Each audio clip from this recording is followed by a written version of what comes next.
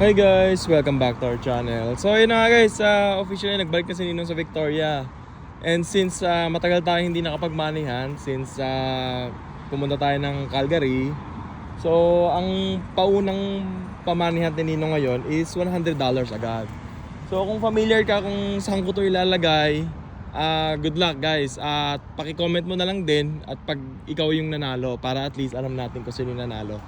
So dito ko lang siya ilalagay guys. So dito, ayan. Hindi ko na siya nilagyan ng ampaw para at least alam nyo kung magkano yung ilalagay ni Ninong ngayon.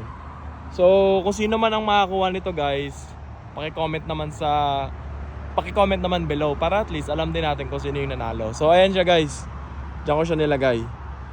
So $100. So mag-ingat ka at kung malapit ka, kunin mo na. At pag malayo ka guys, I suggest wag mo nang kunin kasi baka maunahan ka na naman mas malapit sa'yo. So good luck guys, good luck. God bless, God bless.